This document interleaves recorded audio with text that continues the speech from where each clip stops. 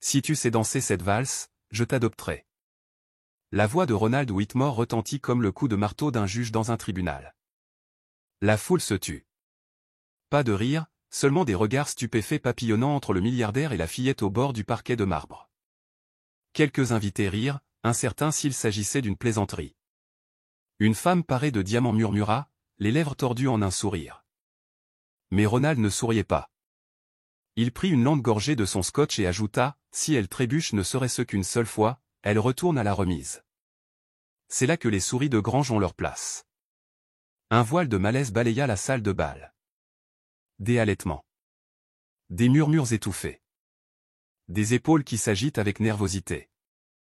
Anna cligna des yeux, ses petits yeux bruns rencontrant son regard à travers la piste de danse lumineuse. Sa robe était lâche aux coutures. Ses pieds nus et poussiéreux. Ses doigts étaient enroulés autour de la poignée fêlée d'une radio cabossée. Quelqu'un près de la scène marmonna, c'est dégoûtant. Un autre chuchota, est-ce de la maltraitance infantile ou juste de l'ennui de milliardaire? Samuel, son grand-père, resta figé près des portes-fenêtres, les phalanges blanchies. Ses yeux se posèrent sur Anna, la suppliant silencieusement de ne pas avancer, mais elle fit un pas en avant, puis un autre. Elle va vraiment le faire? Chuchota quelqu'un, incrédule. Ronald inclina la tête, amusé. Alors, tu acceptes, petite souris? Anna déglutit difficilement, puis leva le menton. Je ne suis pas une souris, dit-elle, sa voix claire, presque trop calme. Et vous ne me faites pas peur. Des murmures ondulèrent. Les invités ne savaient s'il fallait rire ou applaudir. Ronald haussa un sourcil. Tu es une petite mauvaise herbe très courageuse.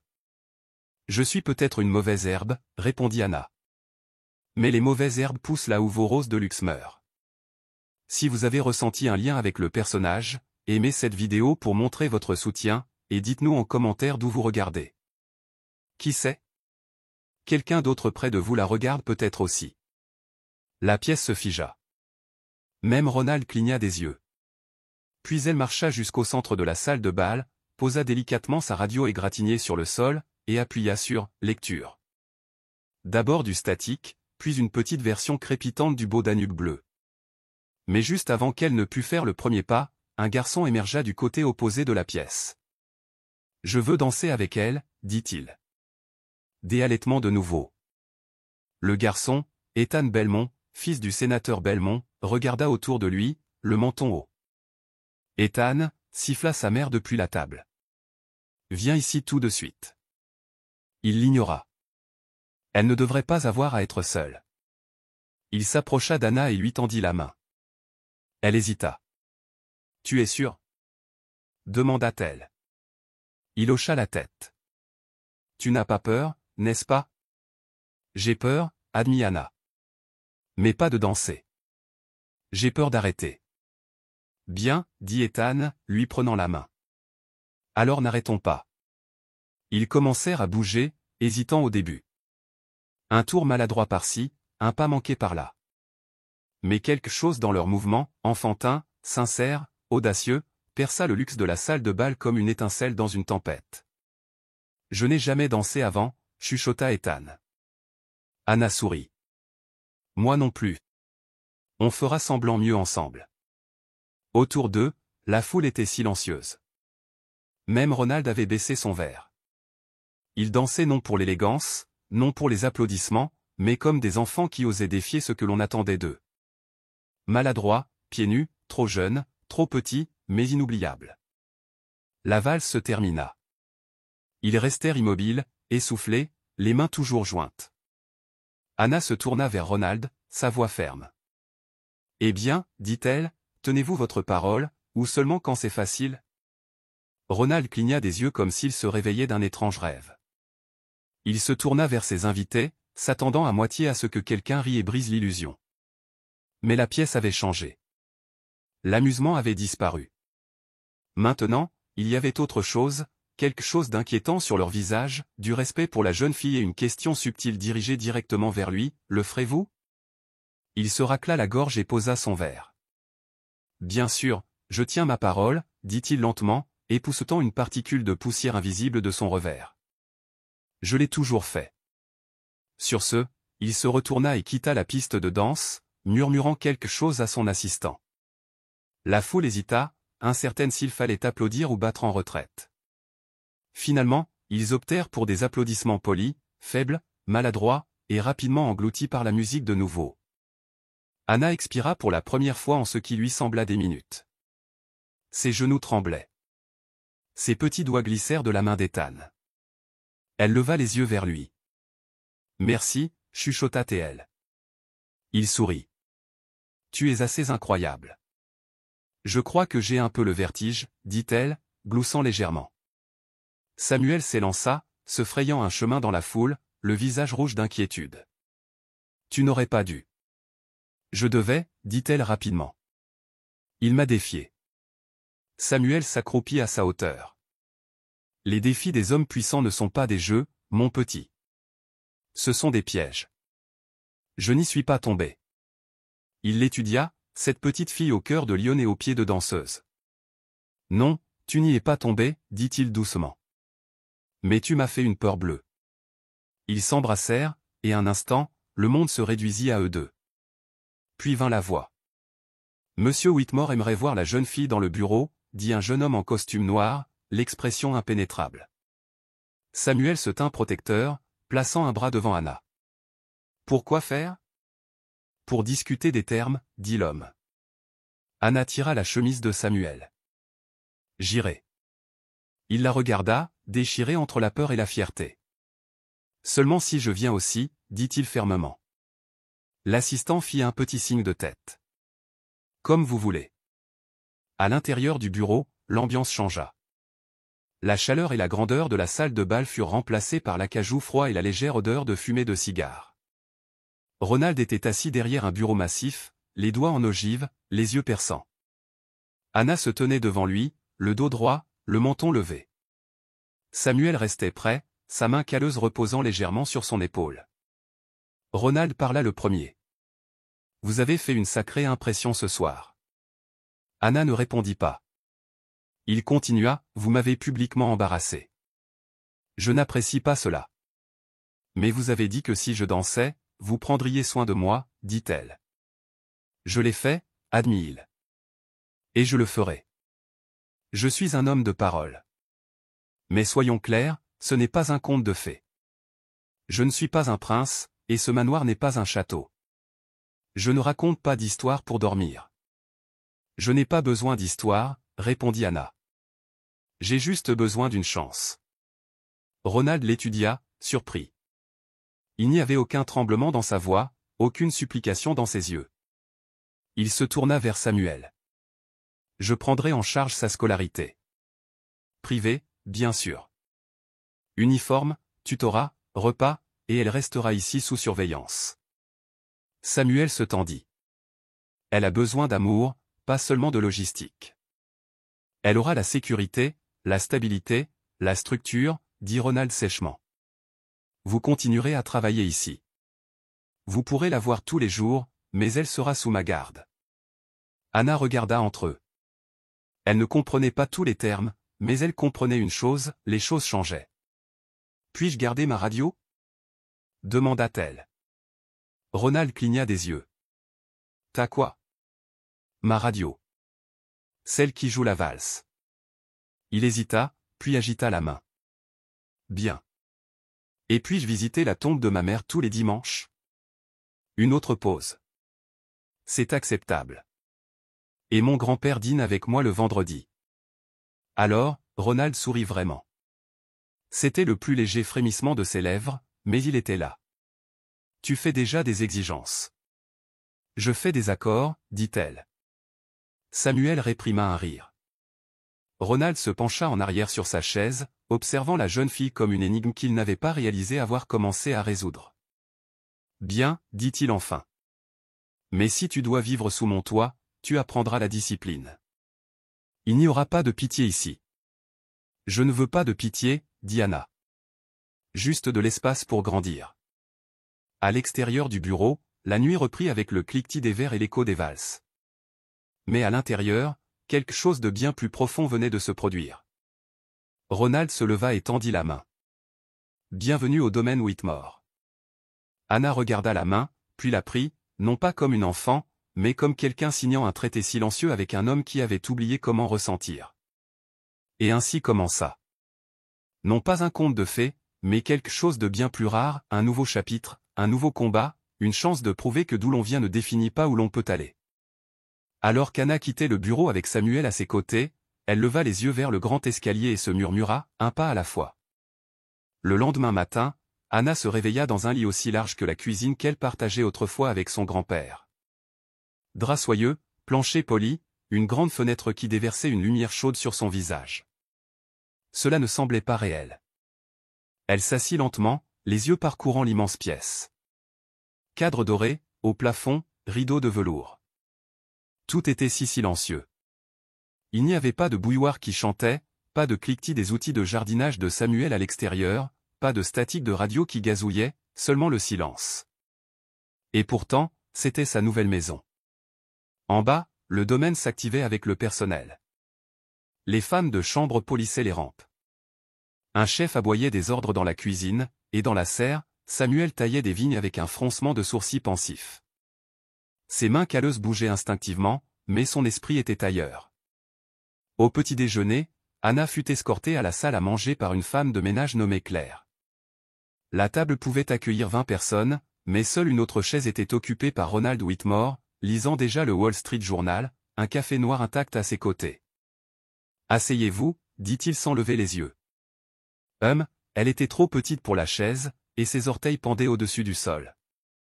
Un majordome s'approcha et plaça une assiette d'argent devant elle. Des œufs, du bacon, du pain grillé coupé en triangles parfaits. Elle regarda fixement. « Quelque chose ne va pas ?» demanda Ronald, pliant le journal. « D'habitude, je prends des céréales, dit-elle. » Il la regarda un long instant, puis fit un signe au majordome. « Apportez des céréales demain. » Elle sourit légèrement. « Merci. »« Ne me remercie pas encore, marmonna-t-il. Vous avez votre première évaluation aujourd'hui. » « Évaluation ?» Ronald se pencha en avant. « Ce n'est pas un passe-droit, Anna. Si vous voulez rester ici, vivre ici, vous serez testé.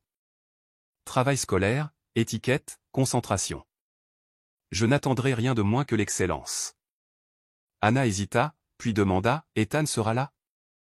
Les sourcils de Ronald se levèrent. « Le garçon Belmont ?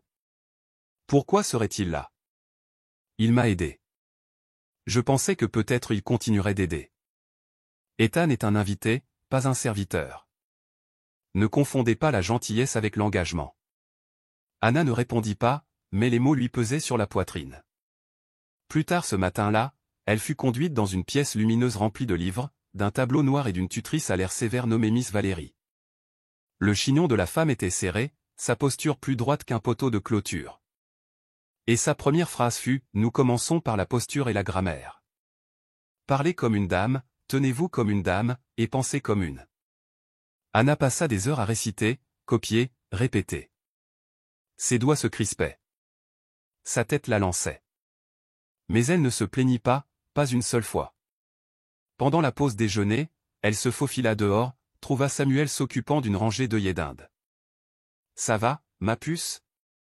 demanda-t-il, essuyant la sueur de son front. « Je crois que mon cerveau est plein, » soupira-t-elle, s'affalant à ses côtés sur le banc de jardin. Samuel ricana. « Cela veut dire qu'il grandit. Le jardin me manque, chuchota-t-elle, et notre porche est ton pain grillé brûlé. » Il sourit tristement. « Moi aussi. »« Tu penses qu'il était sérieux ? » demanda-t-elle. « Qu'il me garderait ici, ou qu'il attend juste que je fasse une erreur ?» Samuel ne répondit pas tout de suite. Puis il dit, « Ronald Whitmore est un homme qui tient ses promesses, surtout celles faites en public. Mais si c'est avec le cœur, il faudra voir. » Cet après-midi-là, Anna retourna à la salle de bal, le même parquet de marbre où tout avait commencé. Miss Valérie présenta un professeur de danse nommé Monsieur Frédéric, qui fit une révérence dramatique et exigea la grâce des canapes, posa le pied sur les dalles. Le dos droit, les coudes levés, pas en dehors. Vous n'êtes pas en train de chasser les mouches. Anna lutta, glissa une fois, et se rattrapa. Encore. Aboya-t-il. Elle se mordit la lèvre et continua. La pièce résonnait de notes de piano et de corrections. Ses pieds lui faisaient mal, sa robe collait de sueur.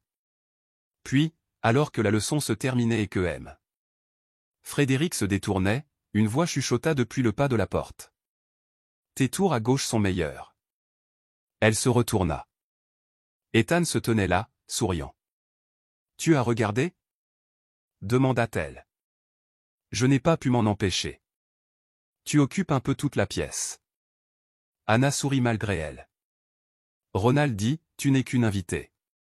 Je suis un invité avec un vélo, dit-il. Tu veux faire une virée plus tard? Elle hésita. Je n'ai pas le droit de quitter la propriété. Les chemins derrière la serre. Personne ne nous verra. Un frisson la traversa. Cela ressemblait à de la rébellion. Cela ressemblait à de la liberté. Elle hocha la tête. Ce soir-là, alors que le soleil se couchait derrière les collines, Anna passa en pointe devant la fontaine et retrouva Ethan près de la grille du jardin. Il avait 2 vélos, l'un manifestement emprunté au personnel. Ils roulèrent sans casque, sans règle, juste des rires et le vent. Au sommet d'une colline herbeuse, ils s'arrêtèrent pour se reposer. « Tu n'es pas ce à quoi je m'attendais, » dit Ethan. « À quoi t'attendais-tu ? » À quelqu'un d'effrayé. À quelqu'un de silencieux. « J'ai peur, » dit-elle. « Ça ne se voit pas. J'ai juste appris à bien le cacher. » Il resta silencieux un instant. « Alors tu vas changer cet endroit. » Anna cligna des yeux. « Qu'est-ce que tu veux dire ? » Je ne sais pas, mais quand tu as dansé, tout a changé, comme si tu avais ouvert quelque chose. Elle leva les yeux vers le ciel, les étoiles commençaient à piquer la toile violette au-dessus. J'ai juste dansé, dit-elle doucement. Oui, et tout le monde l'a vu. Lorsqu'elle rentra ce soir-là, Claire, la femme de ménage, l'attendait à la porte. Tu n'étais pas censé être dehors, la réprimanda-t-elle gentiment. Le sourire d'Anna s'effaça. Monsieur Whitmore l'a remarqué. Le cœur d'Anna se serra. Claire se pencha et chuchota, mais il a dit, laissez-la avoir sa colline. Et juste comme ça, quelque chose changea de nouveau. Pas toute la maison, pas Ronald, mais quelque chose, une étincelle de confiance, un commencement. Le matin après la promenade sur la colline, Anna se réveilla et découvrit une petite enveloppe glissée sous la porte de sa chambre. Son nom, écrit en cursive élégante, dansait sur le papier crème. Elle s'assit, le cœur battant plus vite, et l'ouvrit avec des doigts tremblants. Mademoiselle Anna, vous dînerez avec Monsieur Whitmore précisément à 19h ce soir. Tenue correcte exigée. Vous pouvez choisir une robe dans la garde-robe des invités. Claire. Anna relut la note 2 fois. Un dîner avec lui. Son estomac papillonna, non pas d'excitation, mais de quelque chose de plus lourd, un nœud de question. Elle se rappela son regard perçant, ses mots soigneusement mesurés. Même sa gentillesse semblait conditionnelle, calculée. Pourtant, le soir venu, elle se tenait devant le grand miroir de la chambre garde-robe des invités. Claire l'avait aidée à enfiler une robe en velours bleu foncé. Elle était un peu trop grande, les manches effleurant ses poignets, mais cela la faisait se sentir plus âgée, plus posée. Ses cheveux avaient été brossés et attachés avec un ruban marine. Elle ne se reconnaissait pas. Vous ressemblez à quelqu'un qu'il laisserait entrer par la porte d'entrée, avait dit Claire, à moitié en plaisantant. Anna descendit lentement le grand escalier, une main glissant le long de la rampe polie. À chaque pas, elle répétait ce qu'elle pourrait dire. Merci. Oui, monsieur. Je fais de mon mieux. Quand elle entra dans la salle à manger, Ronald était déjà assis. La longue table s'étendait entre eux comme un défi silencieux. Seuls 2 couverts étaient dressés, un à chaque extrémité. Vous êtes en retard, dit-il sans lever les yeux d'une pile de dossiers. Il est 18h59, répondit-elle, sa voix petite mais ferme. Ronald leva les yeux, haussa un sourcil. Puis, à sa surprise, il hocha la tête d'un air approbateur. Ponctualité avec du cran. Bien. Un majordome versa de l'eau dans leur verre. Un autre apporta du pain chaud et de la soupe. Pendant plusieurs minutes, ils mangèrent en silence. L'argent tinta doucement. L'air était épais d'une tension inexprimée. Finalement, Ronald se racla la gorge. Votre tutrice me dit que vous lisez au niveau de la 6e. Anna cligna des yeux. C'est grave? C'est inattendu. J'aime lire, dit-elle. Les histoires m'aident à aller dans des endroits où je ne suis jamais allé. Ronald but une gorgée de vin. Eh bien, vous êtes quelque part maintenant. Elle fronça légèrement les sourcils. Cela ne veut pas dire que je veux arrêter d'y aller. Il l'étudia à travers la table comme s'il voyait quelque chose sous la robe, sous la jeune fille. Il vous faudra plus que de l'imagination pour rester ici, dit-il. De la discipline, de la prestance, de la retenue. J'ai de la discipline, répondit-elle. Je n'ai juste pas encore de chaussures à ma taille. Une pause. Puis, à son étonnement, Ronald laissa échapper un léger rire. C'était bref et contenu, mais c'était réel.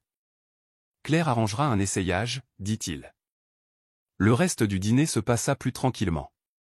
Elle posa quelques questions sur le grand tableau dans le couloir, sur l'étrange télescope en laiton sur le balcon du 2e étage.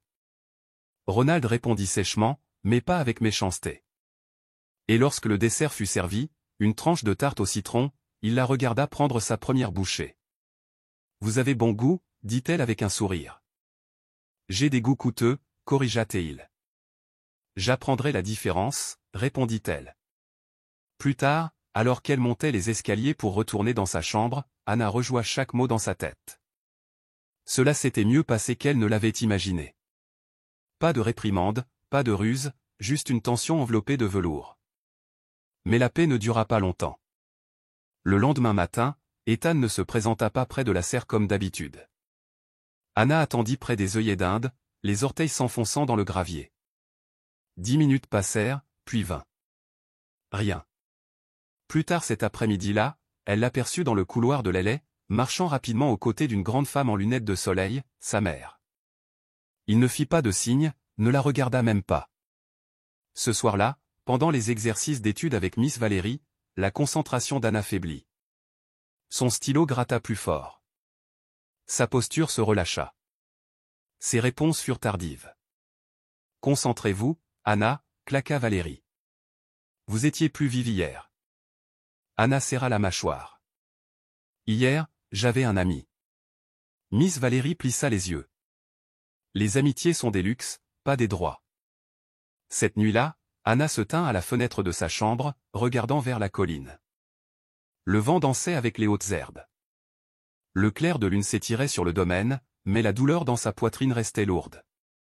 Le 4e jour, elle revit Ethan, cette fois dans la bibliothèque. Il était assis à côté de sa mère et de Ronald, feuilletant un portfolio d'esquisses architecturales. Elle s'approcha lentement, prenant soin de ne pas interrompre. Sa mère la repéra la première. « Encore cette fille, dit-elle, son ton aussi tranchant que du verre. »« Elle est invitée, » répondit Ronald calmement. « Je ne savais pas que la charité venait avec un code vestimentaire, » murmura-t-elle. Anna se figea. Ethan leva les yeux, le regard en conflit. « Salut, Anna, dit-il doucement. Elle ne sourit pas. « Tu as arrêté de venir. »« J'avais des leçons avec mon père. »« Tu n'as pas dit au revoir. »« Je ne savais pas comment, » admit-il. Ronald ferma le dossier. « Anna, viens ici. » Elle s'avança. « Ce sont des plans pour le centre communautaire que nous construisons en ville, » expliqua-t-il. « Savez-vous ce que c'est ? » Un endroit où les gens se rencontrent, dit-elle. Il hocha la tête. Vous assisterez à l'ouverture dans 2 semaines. Vous parlerez. Les yeux d'Anna s'écarquillèrent. Quoi ? Vous êtes l'histoire, le symbole. Une enfant à qui l'on donne une chance. C'est ce à quoi les donateurs prêtent attention. Je ne suis pas un symbole, dit-elle, la voix montante. Je suis une personne. Le regard de Ronald se refroidit. Et si vous voulez rester ici, vous agirez comme tel. Comprenez-vous ? Ethan regarda entre eux, la culpabilité traversant son visage. Anna se tourna vers Ronald. Si je dis quelque chose, ce sera ma vérité, pas votre version. Un long silence suivit. Puis, à sa surprise, Ronald hocha la tête une fois. Juste, dit-il. Mais faites-le avec grâce. Elle se tourna pour partir. Derrière elle, elle entendit Ethan chuchoter, « Elle est plus courageuse que nous tous. » Et elle l'était. Même si ses mains tremblaient encore à huis clos, même si l'écho des pas lui rappelait que cette maison, cette opportunité, était à la fois un foyer et une épreuve. Et elle était déterminée à réussir les deux. La veille de l'événement caritatif, le domaine semblait différent, plus calme, mais pas d'une manière paisible. C'était le silence des préparatifs, des gens qui marchaient sur la pointe des pieds autour de l'attention. Des fleuristes s'affairaient, transportant des brassées de fleurs. Des chefs criaient des instructions dans la cuisine. Des agents de sécurité se déplaçaient dans les couloirs comme des ombres. Anna observait tout cela depuis le palier du 2e étage, les bras étroitement croisés. Elle avait à peine vu Ronald depuis la confrontation dans la bibliothèque. Il était occupé, disait-on, réunion, donateur, appel. Elle n'avait pas vu Ethan non plus. Claire disait qu'il était rentré en ville pour quelques jours. Anna se demanda s'il reviendrait à temps pour l'entendre parler, si elle parlait. Cet après-midi-là, en attendant sa séance de tutorat, Anna erra dans l'aile ouest, une partie du domaine où elle était rarement allée. Le couloir était plus sombre, plus silencieux. Des portraits d'ancêtres tapissaient les murs, tous avec les mêmes yeux froids et les mêmes lèvres fines. Le tapis étouffait ses pas. Puis elle le vit. Une porte différente des autres, peinte en blanc, mais écaillée sur les bords. Pas de plaque dorée, pas de vernis, juste une simple poignée de porte en laiton. Attirée par instinct, Anna tendit la main. Elle s'ouvrit en grinçant sur une pièce remplie de poussière et de silence. Des meubles couverts de draps. Une légère odeur de lavande, longtemps évanouie. Et sur le mur du fond, une grande photo encadrée d'une jeune fille en robe de ballerine. En plein tour, prise dans le flou du mouvement, son sourire était lumineux, vivant. Elle semblait avoir l'âge d'Anna. Elle s'appelait Élise. Anna se retourna. Ronald se tenait dans l'embrasure de la porte, ses yeux impénétrables. Qui était-elle? Demanda Anna doucement. Ma fille. L'air sembla changer. Même la poussière retint son souffle. Elle est morte à 7 ans, continua-t-il. Accident de voiture. Ma femme. Elle n'a pas survécu non plus. Anna déglutit, soudain consciente du poids dans sa voix. Je n'étais pas à la maison cette nuit-là, dit Ronald. J'étais à Tokyo pour conclure une affaire. J'ai manqué son dernier récital. J'ai regardé l'enregistrement pendant un vol de retour, 6 heures trop tard. Anna se tourna de nouveau vers la photo. Elle a l'air heureuse. Elle l'était, dit-il, jusqu'à ce que le monde nous rappelle qu'il se fiche de combien vous avez d'argent. Un silence s'étira entre eux. Puis Ronald entra, retira un drap d'une vieille boîte à musique sur une étagère voisine. Il la remonta doucement. Une mélodie douce commença à jouer, délicate et mélancolique. Elle dansait là-dessus, dit-il, encore et encore. Elle disait que cela la faisait se sentir volée. Anna regarda la petite ballerine tournoyer sur la boîte. Elle était ébréchée à la base mais tournait toujours avec grâce. « Pourquoi m'avez-vous amené ici ?» demanda Anna. Ronald rencontra son regard. « Parce que demain, quand vous vous tiendrez devant ces gens, je dois que vous compreniez quelque chose. Vous n'êtes pas seulement un symbole. Vous êtes un souvenir en mouvement. Vous me rappelez ce que j'ai oublié. » Anna s'approcha de la boîte à musique. « Et c'est quoi ? Que parfois, la grâce n'est pas une question de perfection. C'est une question de se montrer quand on n'y est pas obligé. » Elle pensa aux funérailles de sa mère, à danser sur du marbre dans une robe déchirée, au courage tranquille d'Ethan et aux mains fatiguées de Samuel. « Je leur dirai la vérité, dit Anna. D'où je viens et ce que je veux devenir. » Ronald hocha la tête. Alors ils écouteront. Le lendemain matin, Anna se tenait derrière le rideau de velours en coulisses du centre communautaire, vêtue d'une robe jaune pâle choisie par Claire. Ses mains étaient moites, son estomac noué. Elle pouvait entendre la foule se rassembler, des murmures, des rires, le cliquetis des coupes de champagne. Samuel apparut derrière elle, posant une main sur son épaule. « Tu n'as pas à être quelqu'un d'autre que toi. »« J'ai peur, » chuchota-t-elle. « C'est comme ça que tu sais que c'est important. » Puis Ethan apparut à ses côtés, les cheveux peignés, vêtu d'un blazer sombre. Il lui tendit quelque chose, une feuille de papier pliée. « Qu'est-ce que c'est ? Un poème, dit-il. Pour après ton discours, juste au cas où tu voudrais finir en beauté. Elle sourit, les yeux brillants. Tu es revenu. J'ai promis, dit-il. Même si je n'ai pas dit au revoir, n'est-ce pas? La voix de Ronald retentit de la scène.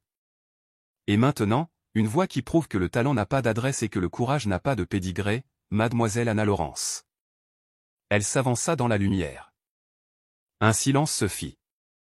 Elle regarda la mère de visage, élégant, expectatif, indifférent, puis elle parla. Je m'appelle Anna, commença-t-elle. Je ne viens pas de la richesse. Je ne viens pas de circonstances parfaites. Mais je viens de l'amour. Du jardin de mon grand-père. De la radio qui jouait des valses dans l'obscurité. D'une mère qui m'a appris qu'être petite ne signifie pas être faible. Elle prit une inspiration. Je vis maintenant dans une grande maison avec de longs couloirs et des règles que j'apprends encore. Mais je n'appartiens pas à cette maison. J'appartiens à quelque chose de plus grand, la conviction que n'importe qui, aussi brisé ou pieds nus soit-il, peut danser pour accéder à une vie meilleure. Des applaudissements épars, puis montant. Elle jeta un coup d'œil à Ethan, sortit le papier plié de sa poche et lut les dernières lignes. Si vous voyez un enfant danser seul, ne détournez pas le regard. Elle pourrait répéter pour le moment où son monde changera. Elle pourrait vous montrer ce à quoi ressemble la grâce lorsqu'elle est gagnée, et non héritée. Des applaudissements retentissants. Certains se levèrent même du premier rang. Ronald ne sourit pas. Mais il posa sa main sur sa poitrine et hocha la tête, juste une fois, et cela suffit. 3 jours après l'événement du centre communautaire, le discours d'Anna faisait déjà le tour des réseaux sociaux. Quelqu'un l'avait enregistré, une vidéo verticale tremblante avec un son imparfait, mais rien de tout cela n'importait. Les mots avaient atterri dans des groupes religieux, des écoles locales, des clubs de lecture, et même des petits journaux de ville. Les gens parlaient de la jeune fille pieds nus qui s'était tenue devant une salle pleine de milliardaires et les avait fait écouter. Mais avec l'attention vinrent les ombres. Anna le remarqua d'abord pendant le déjeuner avec Claire. 2 invités, inconnus et trop élégants, chuchotaient trop fort derrière leurs serviettes en lin. C'est la fille, n'est-ce pas?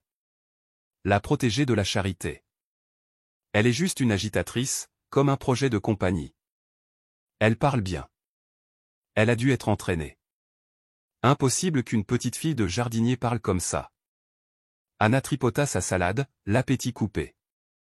Claire lui serra doucement la main sous la table. Souriez et tenez-vous plus droite, chuchota-t-elle. C'est le meilleur moyen de déstabiliser ce genre de personnes.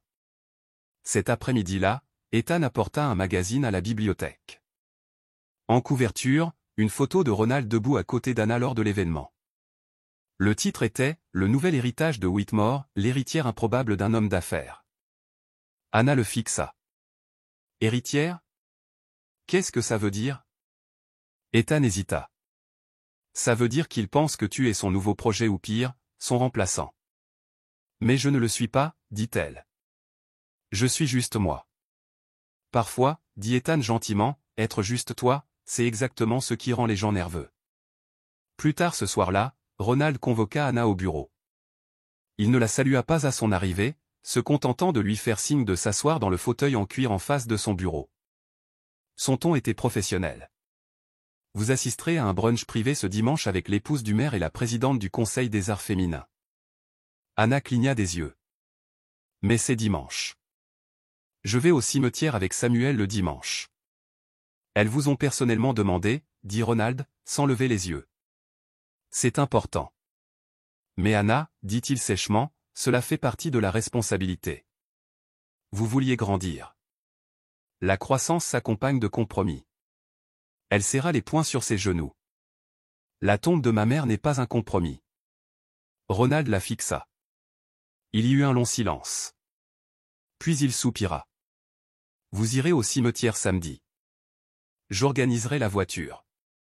Elle hocha la tête raidement. Merci. Mais en quittant la pièce, quelque chose lui semblait brisé. La chaleur qu'elle avait commencé à ressentir ici, petite et prudente, se refroidit de nouveau. Elle se rappela ce que Samuel avait dit, les défis des hommes puissants ne sont pas des jeux, ce sont des pièges. Le piège était le confort, et maintenant il se resserrait. Le samedi matin, Samuel l'emmena au cimetière. Les arbres bruissaient doucement. La pierre tombale, modeste et propre, se trouvait sous un érable.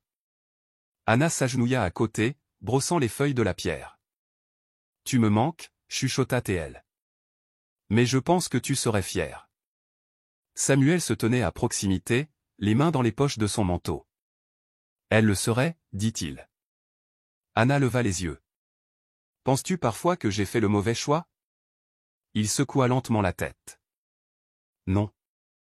Mais je pense que Ronald commence à oublier pourquoi il a fait son choix. » Ils retournèrent au domaine en début d'après-midi. L'air était inhabituellement calme. Trop calme. Puis Claire les rencontra à l'entrée, les yeux anxieux. « Il y a eu une fuite, dit-elle. Un journaliste a mis la main sur le testament de Ronald. » Anna cligna des yeux. « Son testament ?» Claire hocha la tête. « Il vous nomme bénéficiaire potentiel. »« Qu'est-ce que ça veut dire ?» demanda Anna, le cœur battant. « Ça veut dire que s'il lui arrive quelque chose, vous pourriez tout hériter. » La mâchoire d'Anna tomba. « Mais je ne veux pas ça. »« Peu importe, dit Claire. D'autres le veulent. Et maintenant, ils le savent. » Les jours qui suivirent devinrent un champ de bataille silencieux. Le personnel devint plus froid. Les murmures s'aiguisèrent. Les invitations cessèrent d'arriver. Miss Valérie devint plus stricte. Le chef pâtissier cessa d'inclure la tarte préférée d'Anna dans les plateaux de l'après-midi. Ethan se tenait à ses côtés. Mais même lui était de plus en plus entraîné dans l'orbite politique de son père. Et puis, une nuit, Anna surprit une conversation devant le bureau de Ronald. « Il fait une erreur, dit une voix grave, en donnant à cette fille cet accès. C'est dangereux. »« C'est une enfant, dit une autre voix, qu'elle reconnut comme celle de l'avocat de Ronald. Une intelligente. Elle vient de rien, et elle retournera à rien si vous n'arrêtez pas cela. » Anna recula, le cœur battant. Cette nuit-là, elle ne put dormir. Elle fixa le plafond, les ombres y dansant, pensant à Élise, à la boîte à musique, à quel point la maison était silencieuse malgré toute sa grandeur. Le lendemain matin, elle trouva Ronald seul dans la serre. Pour une fois, aucun membre du personnel ne rôdait à proximité. « M'avez-vous vraiment mise dans votre testament ?» demanda-t-elle. Il ne sembla pas surpris. « Oui. »« Pourquoi ?»« Parce que vous êtes la seule personne dans cette maison à me dire la vérité. »« Mais maintenant il me déteste, chuchota Théel. Il pense que je veux tout prendre. » Ronald leva les yeux. « Le voulez-vous » Elle secoua la tête avec fureur. « Je ne veux pas de choses. Je veux que les gens arrêtent de me voir comme une menace. » Il expira lentement. « Alors nous leur montrerons à quoi ressemble un véritable héritage. » Anna le regarda attentivement. « Et qu'est-ce que ça veut dire ?» Il se leva, s'essuya les mains sur un chiffon. « Cela signifie que nous construisons quelque chose de plus grand que cette maison. Et nous les laissons vous regarder le faire. » À partir de ce moment, la tempête autour d'elle ne s'arrêta pas. Mais Anna ne s'y déroba plus. Elle la traversa, et bientôt les autres n'auraient d'autre choix que de la suivre. La semaine suivante, Anna le sentait dans les murs. La maison chuchotait maintenant, non pas avec des voix exactement, mais avec des regards, des œillades, des portes qui se fermaient quand elle passait. Sa place à table semblait plus petite. Les conversations s'interrompaient quand elle entrait dans une pièce.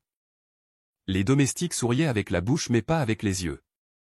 Au début, elle essaya de l'ignorer. Elle pratiqua ses leçons plus intensément. Sa posture ne faiblissait jamais. Elle saluait tout le monde poliment. Mais le poids d'être observée, jugée, suspectée cela rampait sous sa peau comme une pluie froide. Même Miss Valérie, autrefois rigide mais juste, semblait maintenant distante. « Votre arithmétique est bâclée aujourd'hui » claqua-t-elle un matin. « Êtes-vous distraite ?»« Non, je ne le suis pas » répondit Anna doucement. « Alors cessez d'agir comme une enfant et comportez-vous comme la jeune femme que vous prétendez être. » Le mot « prétendez » frappa plus fort que n'importe quel coup de règle. Cet après-midi-là, elle se retira dans le jardin. Samuel la trouva recroquevillée sur le banc de pierre, les genoux serrés contre sa poitrine. « On dirait que tu essaies de ne pas exister, » dit-il en s'asseyant à ses côtés. Peut-être bien. Il lui tendit un biscuit chaud enveloppé dans une serviette. Quand les fleurs commencent à pousser plus haut que prévu, les mauvaises herbes deviennent nerveuses. Anna mordit dans le biscuit, savourant la texture beurrée. Tout le monde pense que je suis ici pour prendre quelque chose. Samuel la regarda. Alors montre-leur que tu es venu pour construire. Ses yeux se plissèrent. Comment? Samuel sourit lentement. En construisant quelque chose que personne ne peut démolir. Le lendemain même, Anna prit une décision. Elle marcha dans la bibliothèque où Ronald lisait seul près de la cheminée. Je veux lancer un programme, dit-elle sans préambule. Il abaissa ses papiers, l'étudiant. Un programme pour les filles comme moi. Intelligentes, curieuses, mais venant de nulle part d'extraordinaire. Un endroit où elles peuvent apprendre sans être moquées. Où elles n'ont pas à faire semblant d'appartenir. Ronald haussa un sourcil. Tu as 11 ans. J'aurai 12 ans dans 4 mois, répondit-elle. D'ailleurs, vous m'avez dit que l'héritage, c'est ce que nous construisons. Laissez-moi construire quelque chose.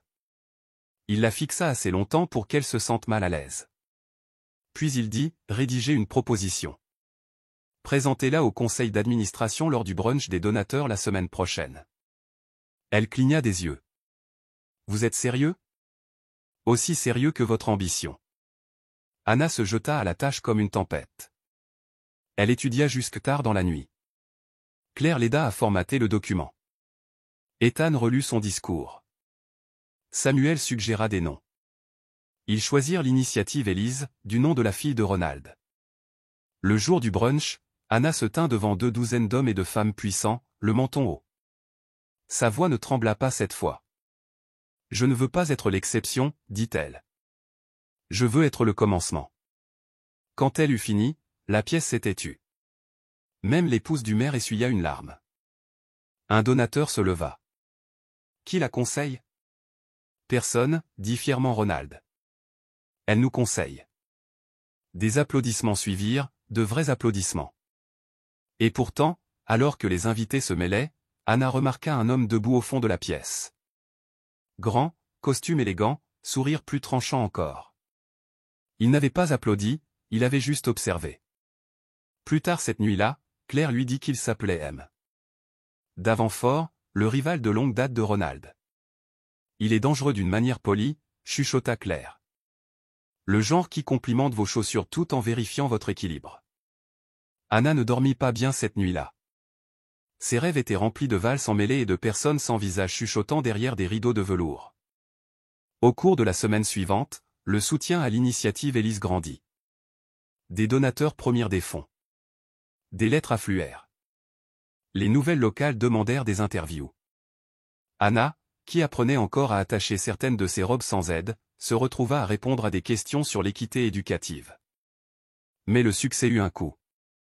Une partie du personnel devint encore plus froide. Miss Valérie demanda à être réaffectée.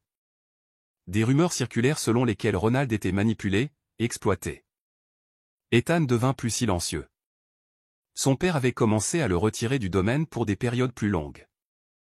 Un soir, Anna était assise seule dans le salon de musique.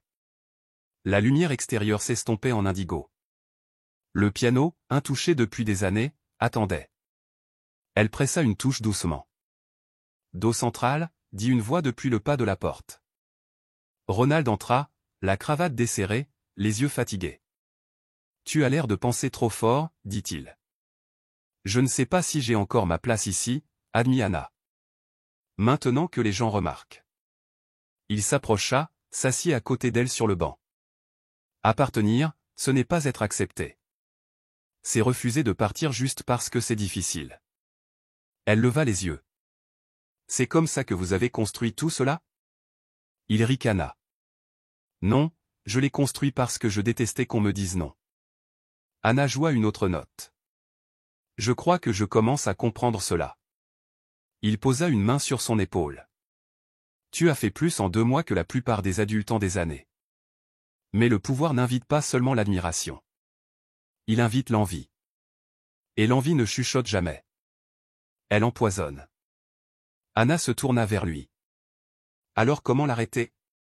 Tu ne l'arrêtes pas, dit-il. Tu lui survis.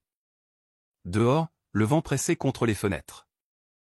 À l'intérieur, une jeune fille et un homme étaient assis côte à côte dans la lumière tamisée, non pas en tant que propriétaires et invités, non pas en tant qu'héritage et bénéficiaires, mais en tant que deux personnes qui savaient ce que signifiait danser en silence et être toujours entendues.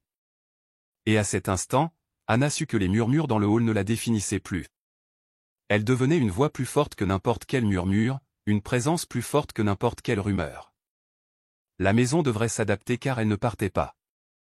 Un matin frais, alors qu'un soleil doré inondait les jardins et du domaine, Anna trouva la porte de la serre grande ouverte, ce qui était inhabituel à cette heure. Elle entra, s'attendant à trouver Samuel s'occupant des herbes ou réarrangeant les parterres de fleurs, mais l'espace était vide.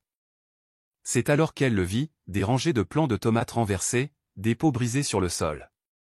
Le système d'irrigation, soigneusement installé pendant des semaines, maintenant arraché.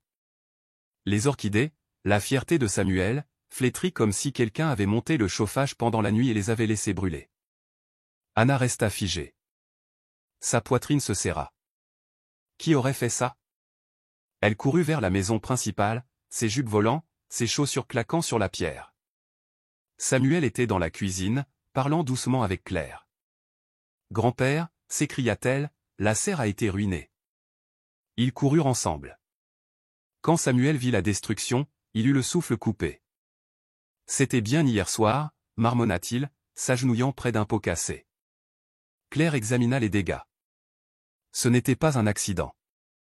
En moins d'une heure, Ronald arriva, flanqué de 2 agents de sécurité du domaine. Il étudia les débris avec un visage sombre, puis se tourna vers Anna. « Avez-vous vu quelqu'un près de la serre ce matin ?» Elle secoua la tête. « Elle était ouverte quand je suis arrivé, c'est tout. » Samuel se leva lentement, brossant la terre de ses genoux. Celui qui a fait ça savait exactement quoi cibler. Ces orchidées ne sont pas faciles à tuer à moins de savoir comment. Ronald fit un signe de tête aux gardes. Récupérez les images de sécurité. Anna leva les yeux. Pensez-vous que cela a quelque chose à voir avec l'initiative? Ronald ne répondit pas immédiatement. Au lieu de cela, il regarda vers la haie, plongé dans ses pensées. Cet après-midi-là, la tension s'intensifia autour du domaine. Les domestiques chuchotaient plus fort. Une partie du personnel de cuisine refusait de croiser le regard d'Anna. Miss Valérie, qui n'était revenue que récemment, resta les bras croisés pendant la leçon de grammaire d'Anna, ne disant que de vives corrections. Le soir, Ethan revint de la ville. Il trouva Anna dans la bibliothèque, réarrangeant des livres sur une étagère juste pour rester en mouvement. « J'ai entendu parler de la serre, dit-il. »« Quelqu'un l'a détruite, répondit-elle. »« Ils ont ruiné tout ce que Samuel avait planté. » Ethan regarda autour de lui avant de baisser la voix. « Mon père dit que les donateurs sont nerveux. Certains pensent que tu deviens trop visible. » Anna se tourna vers lui. « Trop visible? Je suis une enfant qui essaie d'aider d'autres enfants. » La politique ne se soucie pas de l'innocence, dit Ethan doucement. Elle ne se soucie que du contrôle. Anna fixa l'étagère. Je pensais qu'aider les gens était le choix le plus sûr. Ethan secoua la tête. Aider les gens n'est jamais sûr quand le pouvoir est en jeu. Plus tard cette nuit-là, Anna s'assit de nouveau dans le salon de musique. Les touches du piano sous ses doigts semblaient plus froides que d'habitude. Elle joua quelques notes, hésitantes, mélancoliques. Ronald apparut à la porte. « Nous avons trouvé quelque chose, dit-il. Sur les bandes de sécurité. » Anna se redressa. Qui était-ce? Ronald lui tendit une tablette. Sur l'écran, un extrait granuleux en noir et blanc montrait la porte de la serre s'ouvrant en grinçant.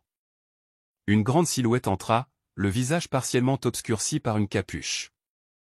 Mais juste avant d'entrer, elle se tourna légèrement vers la caméra. C'était Miss Valérie. Les yeux d'Anna s'écarquillèrent. Pourquoi ferait-elle ça? Elle est liée à Davenport, dit Ronald. Elle travaillait pour sa sœur auparavant. Nous avons trouvé le virement ce matin. Elle a été payée pour semer le trouble. Anna resta assise en silence, stupéfaite. Donc, il ne s'agissait pas de plantes. Il s'agissait de me prévenir. Non, dit Ronald. Il s'agissait de vous effrayer pour vous réduire au silence. Anna secoua lentement la tête. Mais je n'arrêterai pas. Ils ne peuvent pas m'y forcer. Ronald esquissa un sourire rare et discret. C'est exactement ce qui les inquiète. Le lendemain, Miss Valérie était partie. Pas d'annonce, pas d'explication, juste un départ silencieux. Mais les dégâts persistaient. Le conseil de l'initiative se réunit ce week-end-là. Certains membres se demandèrent si Anna devait continuer à être son visage. C'est trop risqué, dit l'un. Trop volatile, dit un autre. L'implication de cette fille invite au chaos. Ronald était assis à la tête de la longue table, les bras croisés. Elle est l'initiative, dit-il. Sans elle, ce n'est que de la philanthropie de façade. Pourtant, un compromis devait être trouvé. Ronald proposa une coprésidence, un adulte expérimenté, pour apaiser les inquiétudes et gérer la logistique. Anna resterait la voix publique, mais les décisions passeraient par le conseil. Anna accepta à contre-cœur. Si cela maintient les portes ouvertes, dit-elle à Claire, alors ça en vaut la peine. Mais quelque chose avait changé. Cette nuit-là, elle trouva Samuel assis dans le jardin, replantant ce qu'il pouvait. La terre lui salissait les mains. La sueur brillait sur son front. « Pourquoi me déteste-t-il » demanda-t-elle. « Il ne te déteste pas, dit-il. Ils craignent ce que tu représentes. Et qu'est-ce que c'est ? Que l'avenir pourrait ne pas avoir besoin d'eux. » Elle s'assit à ses côtés, regardant ses doigts presser les graines dans le sol. « Tu n'es pas là pour combattre le feu par le feu, Anna, dit-il. Tu es là pour planter quelque chose qui survive aux flammes. » Elle pensa à la boîte à musique d'Élise, au rare sourire de Ronald, à la loyauté tranquille d'Ethan. Puis elle hocha la tête. Je planterai plus fort, car si sa présence les rendait nerveux, sa persévérance les terrifierait. Et peut-être, juste peut-être, le changement fleurirait enfin là où l'ancien monde se tenait. L'automne s'installa avec un froid qui s'insinua dans les recoins du domaine Whitmore. Les arbres se parèrent de robes d'ambre et de rouille, et chaque rafale de vent résonnait comme le murmure de secrets longtemps enfouis. L'initiative Élise avait officiellement lancé son programme pilote parascolaire dans un centre communautaire à Brookhaven, à 1 heure de la ville. Anna avait insisté pour s'y rendre en personne. Le voyage la transforma. Elle rencontra des filles qui lui rappelaient son ancien moi, les yeux brillants mais obscurcis par les circonstances. Elle écouta des histoires de pères absents, de classes surchargées, de faim. Elle leur apprit à utiliser une carte de bibliothèque, à écrire en cursive, à raconter une histoire qui pourrait captiver la pièce. Et quand elle revint au domaine, elle n'était plus la même fille qui était partie. Mais la maison avait changé aussi. Les murmures s'étaient tus, remplacés par quelque chose de plus froid, la distance, celle qui ne venait pas de portes fermées ou d'escaliers échangés, mais d'un silence qui semblait permanent, comme un gel poli. Cela culmina un soir pendant le dîner. La longue table s'étendait entre eux, Ronald à une extrémité, Anna à l'autre. Les chaises entre eux restaient vides. Claire s'était portée malade. Ethan n'était pas revenu de son week-end. Samuel mangeait dans l'aile des domestiques, selon la tradition. Anna déplaça les petits pois dans son assiette, l'appétit diminuant. Ronald se racla la gorge. « Vous avez rencontré le directeur de l'école hier ? » « Oui, dit-elle. Ils veulent offrir 2 classes supplémentaires si nous pouvons fournir les fournitures. Je m'occuperai du don, répondit-il, coupant tranquillement son steak. Le conseil est de nouveau mal à l'aise. Anna posa sa fourchette. Pourquoi ont-ils le droit d'être mal à l'aise alors qu'ils ne sont pas ceux qui traversent des classes moisies? Ronald leva les yeux. Parce qu'ils financent les classes moisies. Elle soutint son regard. Et j'essaie de les remplacer par de meilleurs. Il y eut une pause. Puis il dit, parfois, votre feu brûle trop fort, Anna. Il fait peur aux gens. Bien, dit-elle. Il le devrait. Il se pencha en arrière, l'observant. Vous n'êtes plus une enfant. Je ne crois pas l'avoir jamais été, répondit-elle. Un majordome entra silencieusement, plaçant une enveloppe Kraft à côté de Ronald. Il l'ouvrit, en examina le contenu, puis se raidit légèrement. « Qu'est-ce que c'est » demanda Anna. Il plia le papier et le posa. « Il va y avoir un audit. » quelqu'un a déposé une plainte. Le cœur d'Anna s'accéléra. À propos de l'initiative, de la façon dont les fonds du domaine sont utilisés. Ils insinuent des irrégularités. Son estomac se noie. Pense-t-il que je vole? Ils n'ont pas besoin de le croire, dit Ronald. Ils ont seulement besoin que les autres se posent la question. Elle se leva. Donc, je suis de nouveau un fardeau. Il ne répondit pas. Au lieu de cela, il sortit quelque chose de sa veste et le plaça sur la table entre eux, une clé d'argent. Qu'est-ce que c'est? Demanda-t-elle. La tour est, la salle des archives. Anna le fixa. La pièce avait toujours été fermée à clé. Ronald y gardait tout, contrats, photos, lettres, une carte de tout son empire. Vous voulez que je trouve quelque chose? Demanda-t-elle. Il hocha la tête. Je veux que vous compreniez ce qui vous a précédé et ce qui va suivre. Cette nuit-là, elle se glissa seule dans la tour. La pièce était plus froide que le reste du domaine. Les murs étaient bordés d'étagères et de tiroirs, de dossiers triés par année, de classeurs étiquetés d'initiales. Il y avait des photos d'Élise, des lettres de la défunte femme de Ronald, des coupures de journaux de 82, lorsque Whitmore Enterprises était devenu public pour la première fois. Des heures passèrent. Elle était assise en tailleur sur le sol, feuilletant l'histoire. Puis elle le trouva, un dossier étiqueté « Projet Eastbrook ». Confidentiel. À l'intérieur se trouvaient des photographies d'un projet de développement immobilier que Ronald avait financé dans ses jeunes années. Des images de familles déplacées, des poursuites judiciaires, un résumé de tribunal avec le nom de Ronald en gras comme défendeur. Cela se terminait par un règlement scellé. Elle le fixa longtemps. Quand elle retourna à la salle à manger le lendemain matin, Ronald sirotait son café. « J'ai trouvé le dossier, dit-elle doucement. Je m'en doutais. Vous avez ruiné des vies, dit-elle. Pour construire ce qui nous entoure maintenant. Il ne broncha pas. Oui. Et maintenant vous essayez de défaire cela avec moi. Oui. Elle s'assit en face de lui. Pourquoi? Parce qu'Élise est morte en croyant que j'étais un homme bon, dit-il. Et je veux que vous deveniez la femme qu'elle aurait suivie.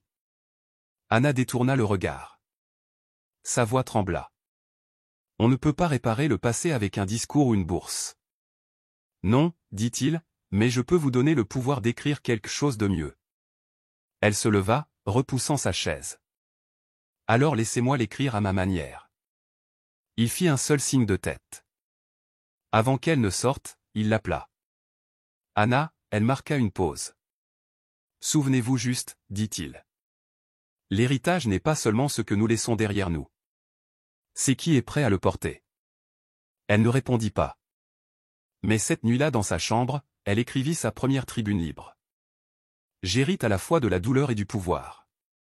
Et je compte utiliser le second pour guérir la première. Elle serait publiée le lendemain matin dans 3 journaux locaux. Le monde observait maintenant, et Anna n'avait fait que commencer à parler. Le journal du matin arriva à la porte d'Anna juste au moment où l'aube peignait le ciel de touches pastel. Claire frappa doucement et lui tendit une pile de quotidiens, des journaux locaux de Brookhaven, Eastwood et Mandon. Le titre flamboyait en première page de chacun, la petite fille du jardinier dit la vérité. Héritière avec une mission. Anna fixa les mots, le cœur à la fois porté et lourd. Sous le titre, il y avait sa tribune libre, encadrée par une photo prise sur le vif, elle, en robe simple, microphone à la main, les yeux fixés sur son but. Elle prit une profonde inspiration et commença à lire. J'hérite à la fois de la douleur et du pouvoir. Et je compte utiliser le second pour guérir la première. Les doigts tremblants, elle lut ligne par ligne sur le déplacement, l'héritage, la responsabilité, sur le fait de construire au lieu d'aplanir. C'était son cœur mis à nu sur les pages. Au petit déjeuner, Ronald était assis en face d'elle, journal plié, café intouché. Anna plaça son édition devant lui. Il leva les yeux lentement, ses yeux rencontrant les siens. « Vous avez écrit cela » dit-il simplement. « Oui » répondit-elle, la voix claire. Il hocha la tête. « Donc vous étiez sérieuse ?» La pièce était lourde d'affirmations. Elle lui offrit un léger sourire. De l'autre côté de la ville, la réaction fut instantanée. Des lettres affluèrent, certaines louant, d'autres questionnant, quelques-unes accusant. Mais plus que des voix d'approbation ou de doute, les lettres contenaient des histoires, une femme qui ne parlait jamais en public, maintenant inspirée à parler à son enfant, un enseignant qui imprima l'article d'Anna pour sa classe, une jeune fille qui dessina une fleur et la colla sur la photo d'Anna à l'école. Au domaine, la cuisine bourdonnait de discussions à voix basse. Un membre du personnel chuchota à un autre, « Elle n'est plus seulement une invitée. Elle change les choses. » Un autre ajouta, « J'ai vu un donateur essuyer des larmes. » Ethan apparut cet après-midi-là, portant un exemplaire de journal plié, les yeux brillants. « Tu es tendance, dit-il, la voix pleine d'émerveillement. Twitter, Instagram, même le hashtag de ton école s'est enflammé. » Anna pressa une main sur sa poitrine. Le bruit, les échos numériques de ces mots, lui semblaient irréels. Mais tout le monde ne célébrait pas. Une foule croissante aux portes de la salle de réunion exigeait l'intégrité. Des investisseurs remettaient en question le jugement de Ronald. Une tribune libre utilisée par une enfant. C'est risqué, dirent-ils. Où est la supervision? Ronald entra délibérément dans la réunion sans Anna. Je le dirai une fois, leur dit-il fermement. Elle n'est pas un fardeau. Elle est l'avenir. C'est tout ce qu'il dit. Les membres du conseil échangèrent des regards mal à l'aise, mais personne ne le défia de nouveau. Ce soir-là, Anna se retrouva seule dans le salon de musique où le piano l'attendait comme un confesseur silencieux. Elle pressa une touche, laissant l'écho planer. Samuel arriva silencieusement avec 2 tasses de chocolat chaud décaféiné. Il lui en tendit une. « Tu l'as fait, dit-il doucement. »« J'ai dit la vérité, dit-elle. » Il hocha la tête, les yeux embués. C'est ainsi que le changement commence. Ils burent en silence jusqu'à ce que Ronald apparaisse dans l'embrasure de la porte. L'irruption de son entrée était douce mais délibérée. « Vos mots ont fait ça. » Il désigna les journaux éparpillés. « Et maintenant ils en demanderont plus. » Anna regarda les pages éparpillées, puis lui. « L'ambition ne se termine pas par un discours, continua-t-il. Elle grandit quand les gens prêtent attention. Êtes-vous prête? » Elle soutint son regard, ferme. « Je le suis. » Il écarta les papiers, s'adossa à sa chaise. « Alors nous allons nous préparer. L'initiative s'étendra. Plus de centres, plus de programmes, et je vous présenterai comme la fondatrice. » Le souffle d'Anna se coupa. « Mais pas de mais, dit-il, la voix douce mais inflexible. Vous ne vous retirez pas, vous prenez les choses en main. » Tard cette nuit-là, Anna était assise sur le rebord de sa fenêtre. Le monde extérieur était rempli de lumière et de kiosques à journaux affichant maintenant ces mots. Elle pensa à la boîte à musique d'Élise, la grâce préservée dans l'acier et le chant. Elle pensa aux berceuses de sa mère, au jardin de Samuel, au soutien tranquille d'Ethan. Et elle sourit parce qu'elle ne dansait plus seule. Elle résonnait en imprimé, et l'écho ne s'éteindrait pas. La nuit avançait, mais Anna resta éveillée, le cœur illuminé par un but, car le prochain chapitre ne consistait pas à trouver une voie. Il s'agissait de l'utiliser avec audace, avec sagesse, sans peur. Et dans cette pièce silencieuse, sous un lustre doré et des ombres de minuit, la petite fille d'un jardinier se préparait à bâtir des héritages dignes d'être transmis. L'hiver s'installa avec une neige silencieuse qui recouvrit le domaine, le transformant en un conte de fées silencieux et lumineux, qui brouillait les frontières entre réalité et attente.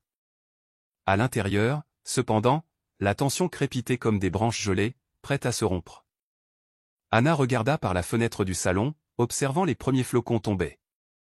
Elle avait passé la matinée au centre de Brookhaven, voyant des enfants rire entre les étagères de livres.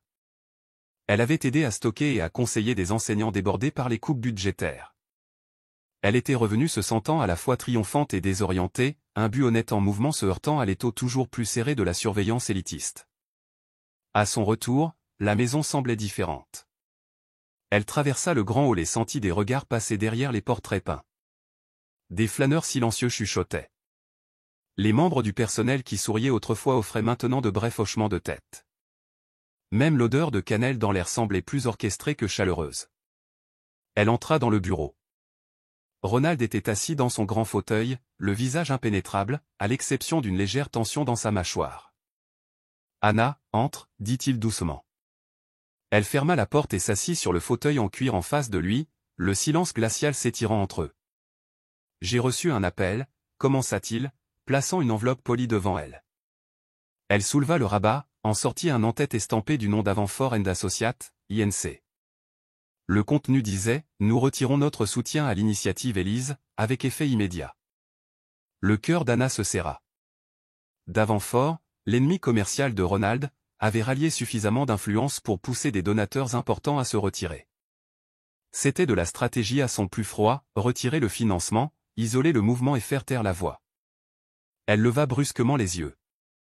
Ils ont juste peur que je change quelque chose. Non, soupira Ronald, inhabituellement troublé. C'est plus grand que ça. Ils ne veulent pas que je sois vulnérable.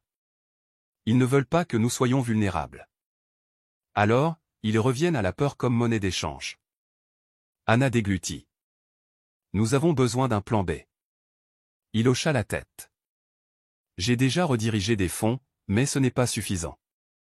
Nous avons besoin de plus de soutien, gouvernements locaux, subventions privées, peut-être même les médias nationaux. Anna se leva, revigorée par le défi. J'écrirai une autre tribune libre. Je rencontrerai des sources.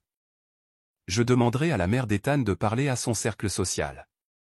Vous avez dit que l'héritage se construit. Construisons. Ronald laissa échapper un soupir qui ressemblait à la fois à un soulagement et à une résignation. Vous êtes incassable.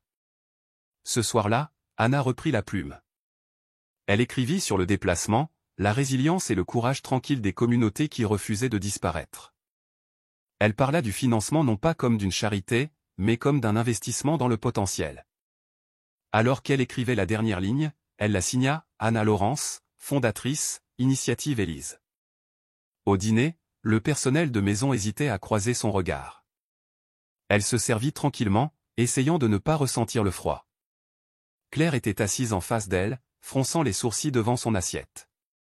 Il pose des questions, chuchota Claire. Le retrait fait parler le personnel. Certains murmurent sur le risque d'être associé à une œuvre de bienfaisance qui n'est pas sûre. Anna hocha la tête. Je vais changer le discours. Samuel entra, posant une main douce sur son dos. Nous le ferons tranquillement, régulièrement, lui dit-il à l'oreille. Tout comme planter des graines dans un sol gelé. Anna serra sa main. Au cours de la semaine suivante, la tribune libre d'Anna parut dans des chroniques régionales et nationales, s'intégrant à des éditoriaux sur l'équité éducative. Un grand média lui offrit une interview, une plateforme visuelle qui pourrait toucher des milliers de personnes. Elle répéta ses réponses jusque tard dans la nuit, répétant sa vérité. Puis vint la percée. Un consortium d'entreprises locales s'engagea comme sponsor principal. Un district scolaire public offrit un espace si l'initiative pouvait fournir du matériel et du personnel. Les dons recommencèrent à affluer, non pas de milliardaires, mais d'enseignants, de parents, d'entrepreneurs en difficulté qui croyaient en la voix d'Anna. Dans le salon faiblement éclairé du domaine, Anna et Ronald examinèrent les chiffres. « Il pense que la retraite te fera taire, dit-il. Mais nous avons utilisé la retraite pour nous regrouper. » Elle sourit, fatiguée. « Ils devront nous suivre maintenant. » Au bureau, ils planifièrent les prochaines étapes, une campagne en ligne, des collectes de fonds communautaires, des partenariats locaux. Le mouvement passa de la dépendance vis-à-vis des donateurs élites à la base, d'alliances fragiles à des réseaux résilients. Mais le changement ne vint pas tranquillement. Cette nuit-là, Anna trouva une rose couverte de neige jetée sur le seuil de sa chambre. Des pétales tachés de rouge, les bords coupés. Un message, les épines se souviennent. Elle comprit. Les menaces ne disparaîtraient pas simplement parce que les voix se multipliaient. Mais elle savait aussi que les voix pouvaient noyer les menaces. Le lendemain matin, elle retrouva Ethan dans le foyer. Il lui offrit une tasse de chocolat chaud et une petite carte méticuleusement imprimée avec les notes, emplacement communautaire, itinéraire, ou l'aide attend. Il ne le dit pas, mais elle n'était pas seule. Alors que la neige s'installait, les alliances mutaient en complexité. Certaines se brisaient, d'autres se durcissaient, d'autres encore germaient là où on s'y attendait le moins. Dans la douce lumière de sa chambre, Anna accrocha une photo de la boîte à musique d'Élise au-dessus de son bureau. Elle pressa sa paume sur la surface en laiton. « Je ferai pousser ce qui dure », chuchota-t-elle. Dehors, le ciel hivernal s'éclairait d'une aube pâle. À l'intérieur, la petite fille d'un jardinier se préparait à fleurir plus fort que les menaces destinées à l'arrêter. La neige reposait en lourdes couches sur le domaine, transformant le Whitmore Estate en une cathédrale silencieuse de blanc. L'air sentait le pin et le givre. Le silence de l'hiver enveloppait le monde dans un calme méditatif. Mais à l'intérieur du domaine, la tension pulsait comme un cœur inquiet. Anna était assise à la fenêtre, regardant ses empreintes s'effacer du chemin de pierre. L'hiver avait le don de tout faire paraître en pause. Même les murs semblaient impatients d'entendre la suite. Elle se détourna et s'enfonça dans le siège de la fenêtre, serrant la carte d'Ethan et sentant ses plis comme des crevasses dans sa propre détermination. Devant la porte, un coup. Elle reconnut les pas doux et délibérés. Son grand-père entra, les bottes gainées de neige, les joues rougies. « Tu as été silencieuse, » dit Samuel, s'asseyant à côté d'elle. « Je suis inquiète, » admit Anna. « Ils attaquent notre récit, essaient de faire peur aux gens pour qu'ils se taisent. » Il hocha lentement la tête. « Mais les racines poussent d'abord sous terre. Il faut juste être patiente. » Des racines en hiver, médita-t-elle. Les racines les plus dures de toutes. Les plus fortes, sourit-il. Plus tard cet après-midi-là, Ronald organisa une réunion dans la serre, face au marbre glacé, entouré d'une végétation fragile qui osait vivre à l'intérieur. Anna, Samuel, Claire et une poignée de membres du personnel de confiance se rassemblèrent. L'air était chaud grâce au chauffage, parfumé de terre humide et d'espoir. Le conseil d'administration est toujours divisé, commença Ronald. L'avenir de l'initiative dépend d'une restructuration. Nous avons besoin d'orientation, d'implication publique et de partenariat. Anna se redressa. Nous avons déjà des gens engagés, non pas parce qu'ils m'aiment, mais parce qu'ils croient en la cause. Une femme s'avança, Miss Puy, une ancienne directrice d'école, maintenant conseillère du conseil. Il y a 3 choses que nous pouvons faire, dit-elle. Créer un fonds de bourse, lancer des réseaux de mentorat et ouvrir une exposition publique. Inviter la communauté. Anna croisa son regard. Alors construisons les 3. Ronald hocha la tête avec précaution. Nous avons l'espace maintenant. Nous avons le plan. Allons-y. Le week-end, la serre était vivante, des semis poussaient, des bénévoles préparaient des sacs de dons, des tables étaient dressées avec des programmes intitulés « Initiative Élise » enracinés dans la communauté. Anna observa l'activité enseignants, parents, enfants, personnel, tous travaillant tranquillement, avec détermination. Cela ressemblait à un battement de cœur qui refusait de ralentir sous la pression. Ce soir-là, elle trouva Ethan l'attendant à la grille du jardin, la lanterne adoucissant sa silhouette. « Tiens, » dit-il, offrant une boîte attachée avec de la ficelle. À l'intérieur, soigneusement enveloppée, se trouvait une seule racine d'un jeune plant qu'Anna admirait, et que son grand-père lui avait dit qu'elle s'épanouit lorsqu'elle est plantée profondément. « Plante-la » chuchota Ethan. « Fais-la pousser. » Les larmes lui montèrent aux yeux. « Je le ferai. » Ils rentrèrent tranquillement, portant la racine ensemble. C'était comme porter une promesse. 2 jours plus tard, les portes du domaine s'ouvrirent au public. L'exposition accueillit voisins, familles, journalistes et donateurs autrefois sceptiques. À l'intérieur, des salles de classe improvisées résonnaient de rire et d'apprentissage. Des œuvres d'art d'étudiants tapissaient les couloirs. Un tableau d'affichage présentait des lettres manuscrites d'enfants à Anna, disant ce que l'apprentissage signifiait pour eux. Elle guida les visiteurs à travers la serre transformée en bibliothèque communautaire, montrant chaque livre, chaque étagère, chaque note d'espoir. Des bénévoles servaient du chocolat chaud depuis un chariot. Des fenêtres givrées laissaient entrer une lumière dorée. Au centre se tenait le jeune plant d'arbre planté plus tôt avec Ethan et Samuel, ses racines enveloppées de soins et de terre. Anna posa sa main sur le petit tronc, sentant sa chaleur fragile. Un donateur de la ville s'approcha, secouant la tête avec étonnement. « Je pensais que ce serait une opération de relations publiques, » dit-il. « Mais c'est réel. » Anna le regarda. Le vrai changement ne suit pas les communiqués de presse. Elle fit une pause. Il commence quand nous arrêtons de faire semblant et que nous agissons. Plus tard, Ronald la rejoignit près du jeune plant. Son souffle formait une légère buée entre eux. « Tu l'as fait » dit-il doucement. Anna hocha la tête. « Nous l'avons fait. » Il observa la foule, des professeurs souriants, des enfants sautillants, des bénévoles parlant avec gentillesse. « Et tu n'as pas fini, dit-il. L'hiver est toujours là. Cette racine poussera, mais pas sans soin. » « Oh, je sais, répondit-elle. Et je continuerai à m'en occuper. » Il fouilla dans sa poche et en sortit un ruban plié, le même ruban marine qu'elle avait dans les cheveux lors de son premier dîner. Il le tendit. Anna leva les doigts pour l'accepter. « Pour tes cheveux, dit-il. Quand tu parleras demain. » Elle le prit, la voix douce. « Merci. » Cette nuit-là, après le départ du dernier invité et l'extinction des lumières de la serre, Anna retourna seule vers le jeune plan. Elle attacha le ruban à son tronc et chuchota, « Grandis fort. » Dehors, la neige s'amoncelait contre les vitres. À l'intérieur, des racines s'enroulaient autour du sol, poussant vers la vie. Et Anna, la petite fille d'un jardinier en velours et détermination, répondit en chuchotant, « Moi aussi. » L'emprise de l'hiver se desserra alors que février apportait une promesse timide de printemps. Le jeune plant dans la serre avait poussé de nouveaux bourgeons, de minuscules souffles de vivers, défiant le gel. Pour Anna, chaque bourgeon était un rappel que le changement, aussi graduel ou fragile soit-il, commence profondément à l'intérieur. Ces journées étaient devenues un délicat équilibre, médiatiser les discussions avec les donateurs, rédiger des discours, superviser les sessions parascolaires, tout en allant à l'école. Mais son cœur avait changé. Il ne battait plus de peur. Il battait de détermination. Un matin, Claire la trouva dans la salle de petit déjeuner, esquissant des bannières pour le programme de mentorat. « Au travail ?»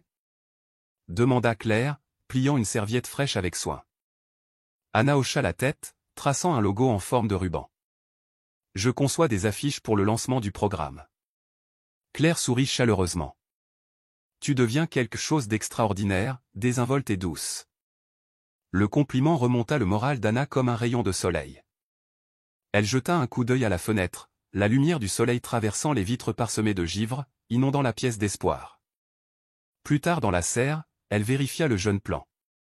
Ses bourgeons s'étaient déployés en délicates feuilles. Elle lui adressa un mot doux. « Tu n'es pas seule, chuchota-t-elle. Nous grandissons ensemble. » Elle trouva Ronald en train de polir des étagères. « Il prospère, lui dit-elle doucement. Il hocha la tête.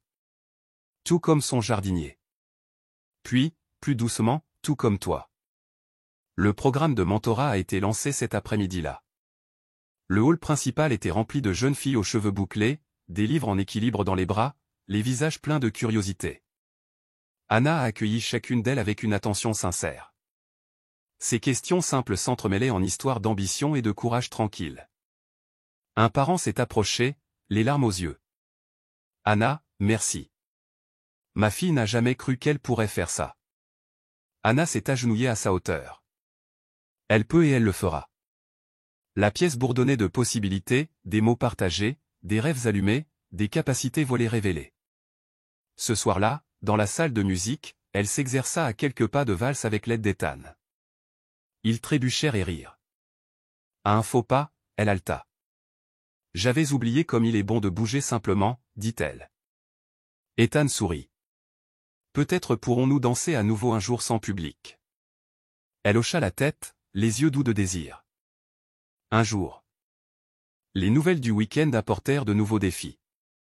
Un article critique publié dans un journal local souleva des questions sur l'efficacité de l'initiative, spéculant sur la possibilité que l'âge d'Anna rende le programme non viable. Anna le lut seule dans le salon, les doigts serrés autour du papier. Le doute s'insinua. Mais avant qu'elle ne puisse s'enfoncer, Ronald entra. Il posa sa main sur la sienne. « Tu veux en parler ?» Elle expira. Il continue de demander si je peux diriger ça. Si j'ai ma place ici. Il la regarda fixement. « Tu es en train de changer l'histoire. Cela déstabilise les gens. Mais tu n'es pas seulement là où tu as ta place. Tu es là où nous avons notre place maintenant. » Ces mots la réconfortèrent, et elle connut la vérité, le leadership n'était pas la perfection. C'était la persévérance. Le lendemain matin, Anna se tenait à un pupitre devant des enseignants, des parents, des investisseurs et des élèves. Derrière elle, des banderoles affichaient « Initiative Élise, grandir ensemble ». Elle sourit à la foule et commença. Quand cela a commencé, les gens ont demandé, un enfant dirigera-t-il ce programme? Ma réponse? Non. Je ne dirigerai pas. Nous dirigeons ensemble. Elle désigna le jeune plant, maintenant exposé près de la scène. Cet arbre a poussé à partir d'une racine coupée et transportée sur un sol froid. Il ne l'a pas fait du jour au lendemain. Et il ne l'a pas fait seul. Tout comme cette initiative. Elle grandit parce que nous l'entretenons, la nourrissons et refusons de laisser le gel nous arrêter. Le silence s'installa. Puis des applaudissements, solides, résonnants. Une communauté affirmant une croissance enracinée dans des soins partagés. Cette nuit-là, la neige retomba doucement. Anna se tenait à sa fenêtre. Le monde était blanc et vaste. Elle pressa sa main contre la vitre, sentant le froid mais connaissant la chaleur sous-jacente. Samuel la trouva là. « Tu as été magnifique, dit-il. Ce n'est pas le discours, c'est la vérité dans ta promesse. » Anna hocha la tête. « Nous la vivons. » Il sourit, les larmes aux yeux. « Tu la vis. » Dans le salon, Ronald observait de loin, l'homme qui avait autrefois offert un lit et trouvé une petite fille. Il posa sa main sur la ballerine de la boîte à musique sur le piano. Il chuchota à sa surface en laiton, « Tu serais fier. » Anna ferma les yeux et expira un souffle de printemps, de résilience et d'héritage fleurissant à travers la tempête hivernale. Parce que certaines racines, quand elles sont nourries, deviennent des forêts, et elle était en train de devenir une. Le dégel de l'hiver arriva comme une promesse tranquille.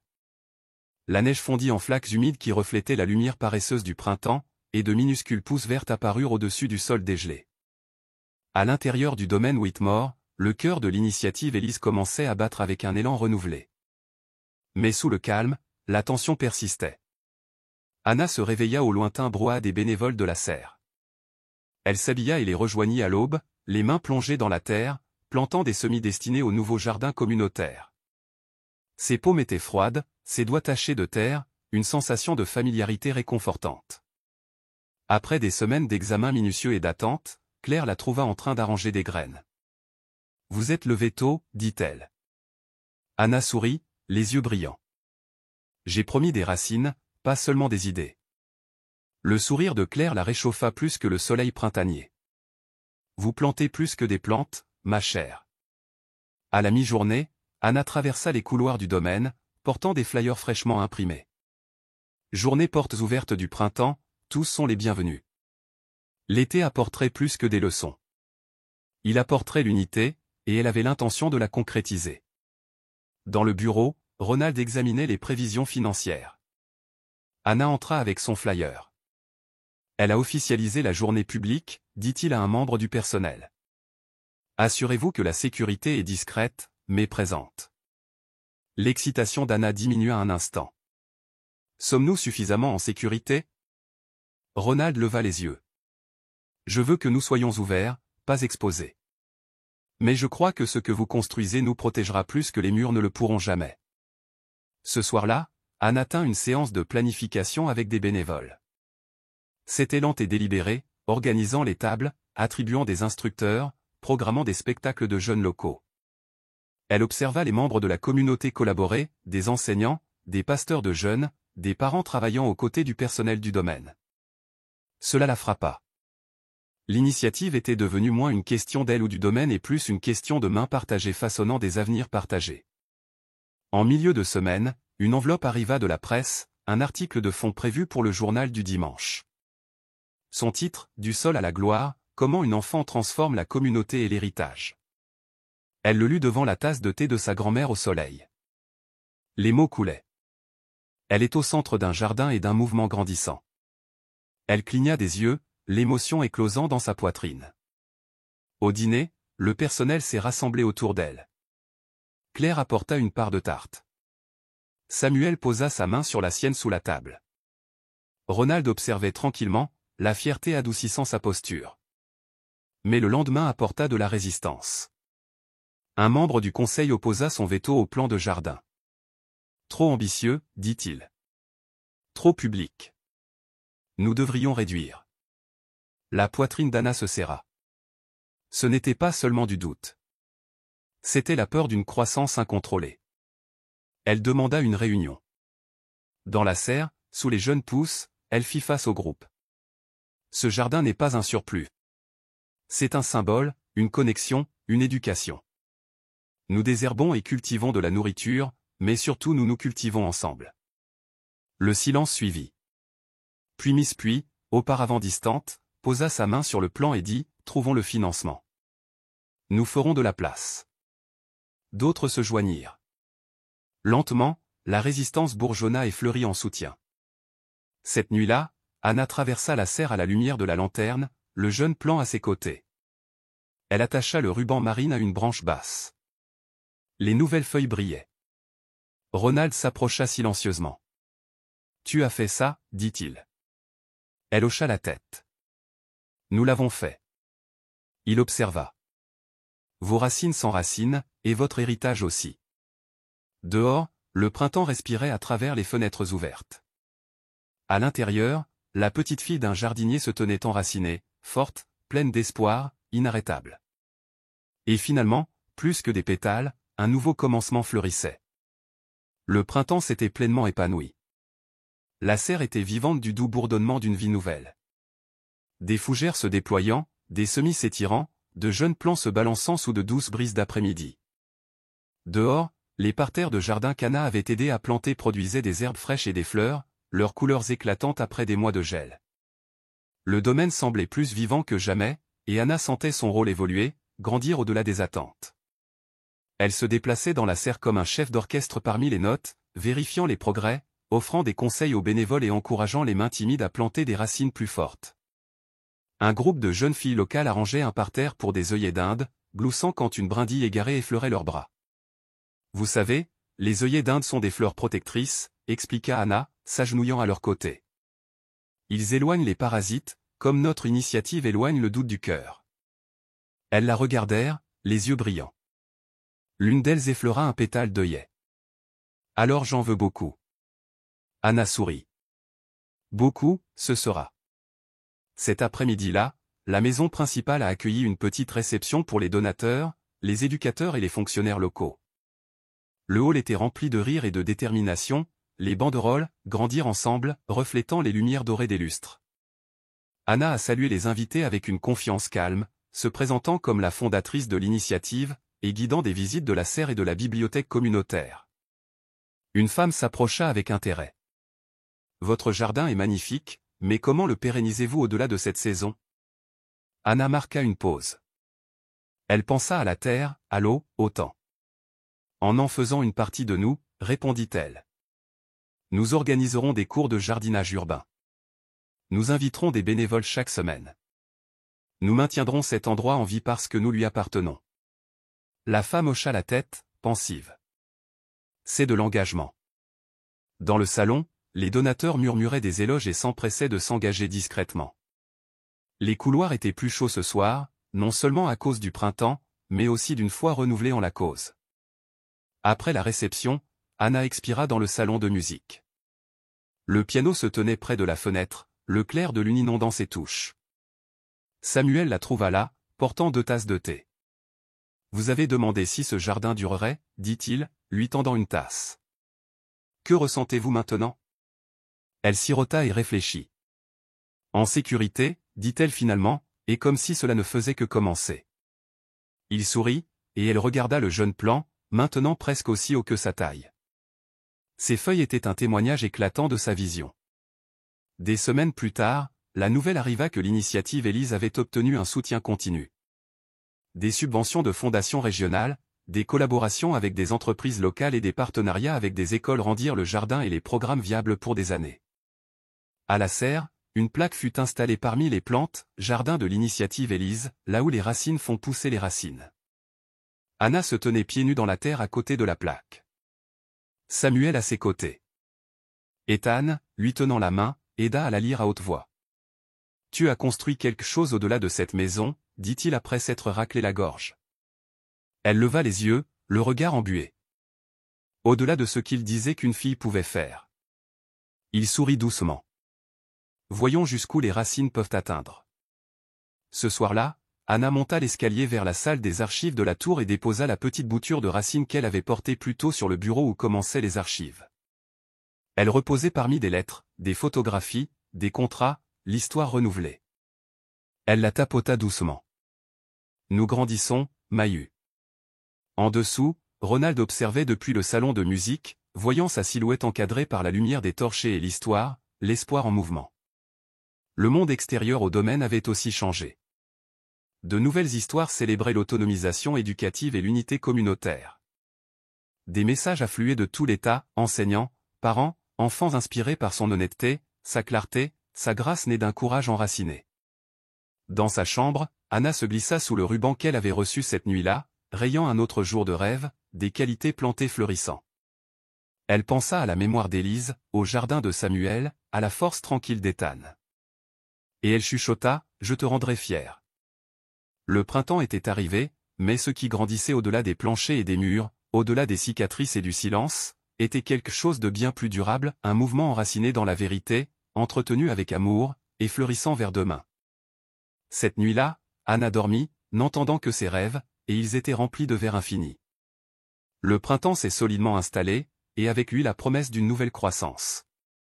La serre et le jardin débordaient de vie nouvelle, des feuilles vertes se déployant, la terre ramollie, les racines s'enfonçant. Ce qui n'était autrefois que de délicats bourgeons se balançaient maintenant avec assurance dans la douce brise matinale, preuve de ce qu'une culture patiente pouvait accomplir.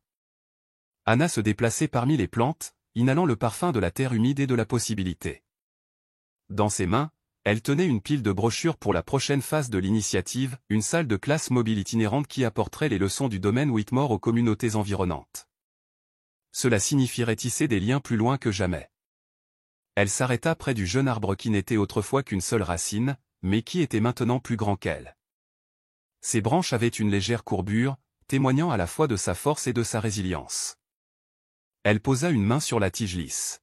« Nous sommes prêts » chuchota T.L. À l'intérieur du domaine, l'atmosphère était passée d'un optimisme prudent à une attente tranquille. Le personnel n'échangeait plus de regards inquiets. Au lieu de cela, il la saluait avec de chaleureux sourires et des mains secourables. Claire lui tendit une tasse de thé à la menthe fraîche de la serre. « Vous avez fait quelque chose de stupéfiant, Anna, » dit Claire doucement. Anna sourit, repoussant les mèches humides de son visage. « Nous l'avons fait. » Cet après-midi-là, une réunion fut organisée avec des surintendants scolaires locaux, des enseignants et des spécialistes de la petite enfance. La salle de classe mobile ferait le tour de 5 villes, offrant du tutorat gratuit, des ateliers de jardinage et des sessions de mentorat. Ronald écoutait du coin, l'expression impénétrable, mais la posture détendue. « Cette initiative a des racines, » dit-il à la fin de la réunion. « Maintenant, elle a besoin de branches. » Anna se leva pour parler. Non seulement pour s'étendre, mais pour fleurir. Les gens doivent se voir comme faisant partie de cela, pas comme des spectateurs. Les éducateurs acquiescèrent, dynamisés par sa vision. Ce soir-là, Anna trouva Ethan l'attendant dans la serre. Il lui tendit un carnet rempli de lieux, d'horaires et de croquis. « Ce sont les premiers itinéraires », expliqua-t-il. « Nous avons cartographié les centres communautaires, les parcs, les écoles, des endroits où la terre n'est pas seulement de la terre, mais de l'espoir. » Elle lui saisit le bras. « Merci. » Il haussa les épaules, souriant légèrement. « Tu inspires. » Alors que le crépuscule tombait, Anna se tenait dehors, observant les lampadaires s'allumer le long de l'allée. Au loin, des rubans de jardin communautaire marquaient l'endroit où elle marchait autrefois seule. Maintenant, elle marchait parmi des gens dont les vies croisaient la sienne, enseignants, étudiants, familles, tous faisant pousser quelque chose de durable. Cette nuit-là, elle monta à la salle de la tour et ouvrit les archives. Au centre se trouvait la bouture de racines du jeune plant, maintenant florissante dans un pot. Elle écrivit dans son journal, « Les racines nous retiennent quand la tempête arrive, mais les branches nous portent en avant. » Des semaines plus tard, une pluie printanière précoce crépitait sur le toit de la serre. Les plantes l'accueillirent, et Anna aussi. Elle dirigea une séance de plantation avec des écoliers locaux, des bottes boueuses et des rires remplissant l'air. Chaque petite main qui pressait la terre autour d'une graine renforçait l'avenir. Au coucher du soleil, Ronald la trouva là. « Tu t'épanouis, dit-il doucement. »« Je grandis, corrigea-t-elle. Ensemble, ils regardèrent les élèves éclabousser dans les flaques, les graines germer, et les communautés se rassembler autour de la verdure. Sous la terre des gels, de nouveaux rêves s'enracinaient. Le printemps était venu, non seulement sur des branches se réchauffant, mais dans les cœurs et les mains. Et tant que les racines tiendraient bon, de nouveaux horizons fleuriraient. L'été s'insinua discrètement dans le domaine Whitmore avec sa promesse de matins ensoleillés et de longues journées pleines d'espoir. La serre prospérait, le jardin fleurissait, et la salle de classe mobile, débordante de livres et de semis, se déployait vers des villes lointaines. Pourtant, au milieu de cette vie vibrante, la tension pulsait sous la surface, comme si la terre elle-même retenait son souffle avant la pluie. Cela commença par une lettre, arrivée dans la brume matinale.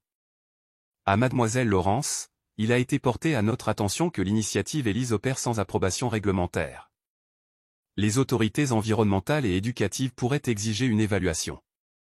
Attendez-vous à un audit.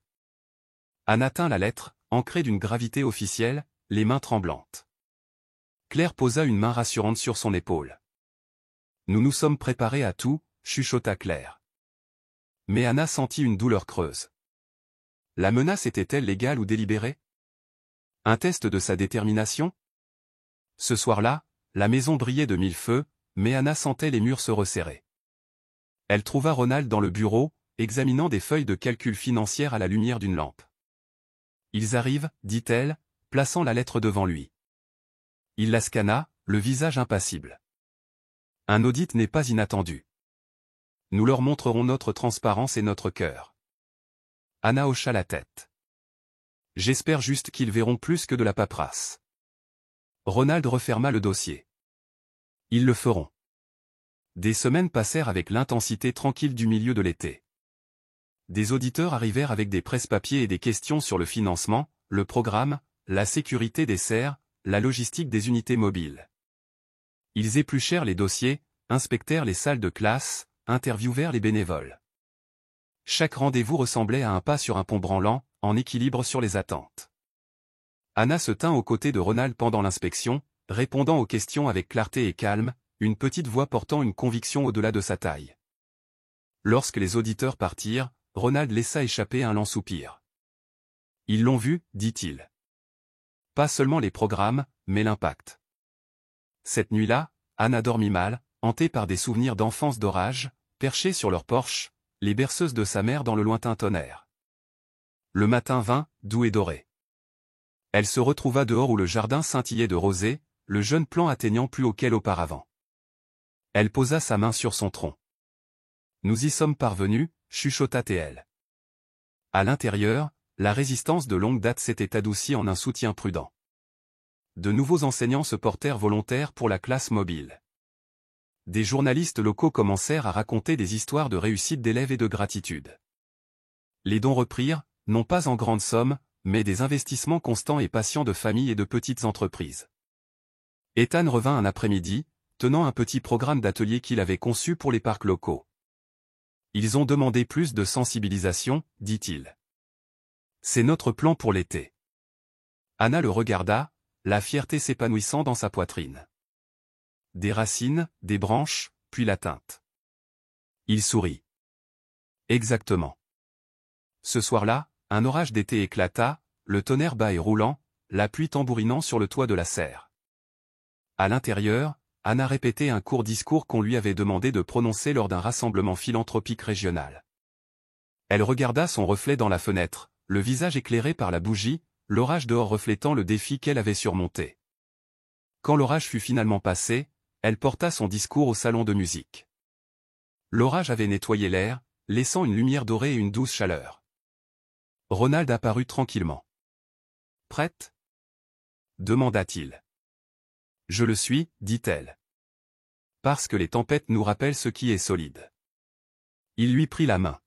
« Alors dis la vérité que tu as vécue. » Lors du rassemblement, Anna se tint devant une salle de dignitaires, d'éducateurs, de philanthropes.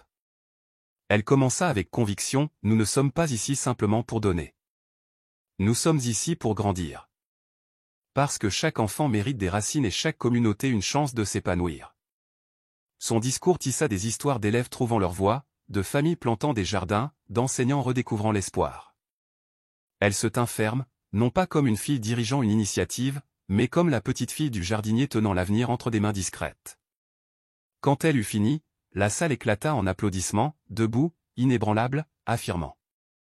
Après, un membre du conseil murmura, « Je vous avais sous-estimé. » Anna sourit doucement. « Je ne suis pas une surprise. Je suis le résultat de l'amour, des racines et d'un soin incessant. » De retour au domaine, le pouvoir de ces mots continuait de s'épanouir. D'autres villes demandaient des visites. Des écoles l'invitaient à diriger des formations. Les médias demandaient des reportages, non pas sensationnels mais sincères.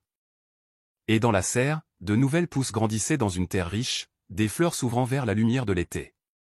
Cette nuit-là, Anna se tint près du jeune plant, maintenant presque aussi grand qu'elle. Elle attacha un petit ruban doré de l'été autour de sa branche. Nous continuons de grandir, chuchota T.L., et elle savait au plus profond de son être que le soleil se lèverait toujours après les tempêtes, car les racines qui avaient résisté à l'hiver et à la tempête estivale étaient prêtes à fleurir de nouveau longtemps après le passage du tonnerre, et elle aussi. La lumière de l'été déclinait en une douce chaleur dorée de septembre lorsque vint la célébration. La serre, le jardin et la salle de classe mobile avaient mûri en quelque chose que personne ne pouvait ignorer, un témoignage vivant de persévérance et de détermination. Au domaine Whitmore, l'air du soir pulsait d'anticipation alors que les invités se rassemblaient pour marquer un an de l'initiative Élise. Anna se tenait sur le seuil du grand hall, regardant les gens commencer à remplir l'espace. Des enseignants, des élèves, des parents, des dirigeants communautaires, et même d'anciens sceptiques arrivaient lentement. Son cœur battait non pas de peur, mais de quelque chose de plus fort, de fierté. Ce n'était pas la fin. C'était le début de quelque chose d'irréversible. Claire s'approcha discrètement. « Tu resplendis, dit-elle, bien que gentiment, comme si elle complimentait une fleur prête à se dévoiler. Anna hocha la tête, époussetant sa robe. On se sent comme à la maison. Au centre du hall, le jeune plant avait été apporté et placé dans un grand pot, paré de lumière en ruban. Ses branches étaient pleines, ses feuilles brillaient de vie, et ses racines s'étaient enfoncées profondément. Il se tenait non pas comme un ornement, mais comme un symbole. Ronald se tenait près du jeune plant, observant les invités. Il croisa le regard d'Anna un instant et lui offrit le plus petit et fier des sourires. La cérémonie commença. D'abord vinrent les discours d'enseignants locaux louant l'impact de l'initiative.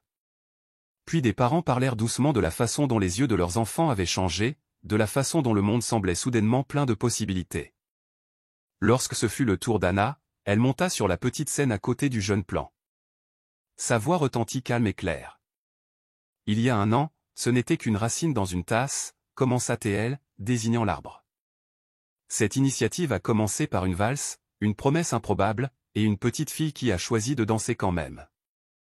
Elle marqua une pause, parcourant du regard les visages de la foule, jeunes et vieux, pleins d'espoir et curieux. Mais les racines n'ont de sens que lorsqu'elles s'enfoncent suffisamment profondément pour briser la surface. Nous n'avons pas été plantés pour la survie seule. Nous avons été plantés pour la croissance. Elle parla des ateliers d'été, des salles de classe mobiles atteignant des centaines d'enfants, des mentorats allumés, de la confiance retrouvée. Ces mots portaient du poids, non pas de technique, mais de vérité ancrée dans l'expérience vécue. Quand elle eut fini, la pièce tomba dans le silence. Puis les applaudissements montèrent comme une douce vague, grandissant pour ne laisser aucun doute. Les graines avaient pris. Un journaliste d'un journal régional se racla la gorge avant de s'approcher d'elle. « Vous avez créé plus que des programmes, dit-il. Vous avez créé la confiance. » Elle sourit. C'est ça, l'héritage. Alors que la soirée s'estompait dans un calme étoilé, Anna se glissa dans la serre.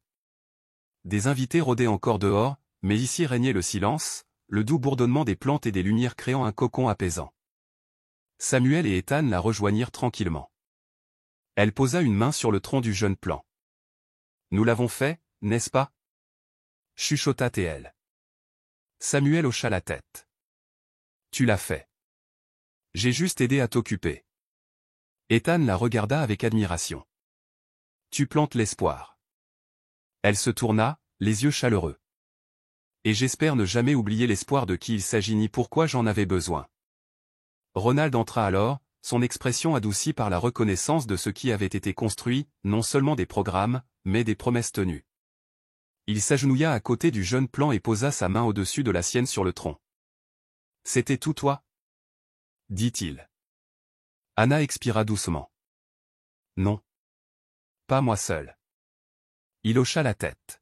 « Non. » Ils restèrent en silence, un jardinier, une petite fille, un ami debout parmi les feuilles qui n'étaient autrefois que des rêves. Plus tard cette nuit-là, Anna était assise dans sa chambre, le ruban du jeune Plan maintenant épinglé au-dessus de son bureau, à côté de la tribune libre encadrée qui avait tout déclenché. Elle ouvrit son journal et écrivit « Les racines nous retiennent. Les branches s'étendent. Mais l'héritage grandit quand d'autres prennent les graines et en font les leurs. » Elle regarda le domaine brillant sous le clair de lune, le jardin, la serre, les maisons au-delà, les écoles atteintes par la salle de classe mobile. Le sommeil l'appelait maintenant avec confiance. Elle ferma son journal, le cœur apaisé. Au matin, le jeune Plan se tiendrait lui aussi debout, ses racines, ses branches et son héritage pleinement épanouis. Car quand la petite fille d'un jardinier danse sur une promesse, elle ne change pas seulement une maison, elle change un monde. L'histoire d'Anna nous enseigne que la véritable transformation commence par la conviction. La conviction en sa propre valeur, en le pouvoir de la communauté et en la promesse de cultiver ce que d'autres négligent. Grâce à sa résilience, sa compassion et son courage inébranlable, Anna a transformé le rejet en opportunité et a planté l'espoir là où régnait autrefois le doute. Son parcours nous rappelle que la justice ne crie pas toujours. Elle pousse souvent tranquillement, profondément et inébranlablement, comme des racines sous la terre.